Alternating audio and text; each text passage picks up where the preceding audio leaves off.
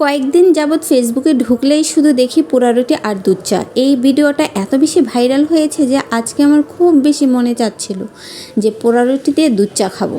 যেমন ভাবনা তেমন কাজ, আমরা চলে গেলাম মিরপুর 2 নাম্বার লাভ রোডে। প্রথমে এই মামার দোকানটা খুঁজতে আমাদের একটু কষ্ট হয়েছিল, যাই হোক ফাইনালে আমরা এই মামার দোকানটা খুঁজে পেলাম। আমরা তো প্রথমে গিয়ে দাঁড়িয়েছিলাম অনেকক্ষণ, কারণ মামার দোকানে এত বেশি ভিড় ছিল যে মামা নাম ডেকে ডেকে একজনের পর একজনকে দিচ্ছিল। ফাইনালি আমাদের সিরিয়ালটাও চলে আসলো। আসলে যে দোকানগুলো একটু ভাইরাল হয় সেই দোকানে একটু ভিড় বেশিই থাকবে, এটাই স্বাভাবিক।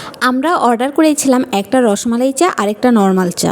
সত্যি বলতে এগুলা কিন্তু আহামরি কিছু ছিল না, এগুলা নর্মাল রেগুলার চায়ের মতোই ছিল। রুটিগুলাকে শুধু একটু ঘি দিয়ে আগুনে পুড়িয়ে দিয়েছে। আপনারা চাইলে কিন্তু এই চা আর রুটি বাসায় নিজেরাও বানিয়ে খেতে পারেন। আমার হাজবেন্ড আর আমি তো প্রথমে বুঝতেই পারিনি আসলে কোনটা নর্মাল চা আর কোনটা রসমালাই চা। সে অর্ডার দিয়েছিল রেগুলার দুধ চা আর আমি অর্ডার দিয়েছিলাম রসমালাই চা। কিন্তু এটা কি হলো, সে আমার রসমালাই চা খেয়ে ফেলেছিল আর আমি তার দুধ চা খেয়ে ফেলেছিলাম। রসমালাই চায়ের নিচে ছিল দুইটা ছোট ছোট রসমালাই, যেটা দেখার পর আমার হাজবেন্ড বুঝতে পেরেছিল সে আমার রসমালাই চা খেয়ে ফেলেছে। যাই হোক, দুইটা টেস্ট কিন্তু আহামরি কিছুই ছিল না। ছোট কাপ যেটা ওইটা ছিল রসমালাই চা, আর এই যে বড় কাপ যেটা সেটা ছিল রেগুলার চা। রেগুলার চায়ের দাম ছিল 50 টাকা আর রসমালাই চায়ের দাম ছিল 80 টাকা। আমার স্যার এখানে দুইটা চাই টেস্ট করে দেখতেছিল আসলে ডিফারেন্টটা কি। সে দুইটা চায়ের ভিতর খুব একটা ডিফারেন্ট আসলে খুঁজে পাইনি। তারপর আমরা চলে গেলাম ভাইরাল ঢাকাইয়া মুড়ি ভর্তার দোকানে। সেখানে আমরা এই মুড়ি ভর্তাটা ট্রাই করলাম। এটা ছিল শুধু নর্মাল মশলা দিয়ে মুড়ি মাখা। আমি আমার হাজবেন্ডকে বললাম এবার তুমি খেয়ে একটু রিভিউ দাও। সে যখন মুড়িটা ট্রাই করেছিল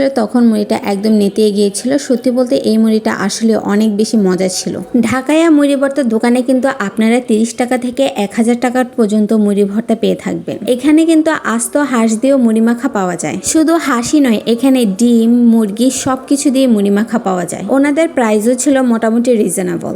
দোকানের নাম মুড়ি ভর্তা হলে কি হবে ভাই, এখানে কিন্তু শুধু মুড়ি ভর্তা নয়, এখানে haleem, fuchka, lemon mint juice, যে কোনো ড্রিঙ্কসও কিন্তু পেয়ে থাকবেন। এখানে এসে তো আমি জীবনের প্রথম দেখলাম ফুচকা নাকি মুরগি দিয়েও করা হয়। যাই হোক, আমি আর ওইটাও অর্ডার করিনি, আমি একটা নর্মাল রেগুলার ফুচকা অর্ডার করেছিলাম, যেটার সাথে ছিল 3 রকমের টক আর প্রাইস ছিল মাত্র 60 টাকা। যাই হোক, আমার হাজবেন্ড একটা লেমন মিন্ট অর্ডার করেছিল, তার নাকি এই লেমন মিন্টটা আসলে অনেক বেশি মজা লেগেছে। আমি তাকে বললাম এবার তুমি একটু ফুচকা খেয়ে রিভিউ দাও। 3 রকমের টক দেখে সে কনফিউজড হয়ে গেল আসলে কোনটা দিয়ে সে ট্রাই করবে। এটা ছিল একটা কাঁচামরিচের টক, যেটা দিয়ে সে প্রথমে ট্রাই করেছিল। একটা ছিল টক ঝাল মিষ্টি, একটা ছিল কাঁচামরিচ, আরেকটা ছিল শুধু টক। ফুচকা যদি গরম গরম না হয় তাহলে কিন্তু ফুচকা খেয়ে কোনো মজা নেই। ফাইনালি সে ফুচকাটা মুখে দিয়ে তার রিভিউ ছিল অনেক বেশি ভালো। সে বলতেছিল যে ফুচকাটা আসলে অনেক মজা। ফুচকাটাও ছিল একদম গরম গরম। ফাইনালি আমাদের খাওয়া শেষ। এখন আমরা হাঁটতে হাঁটতে দুজন গল্প করতে করতে বাসায় চলে যাব। আল্লাহ হাফিজ, টাটা।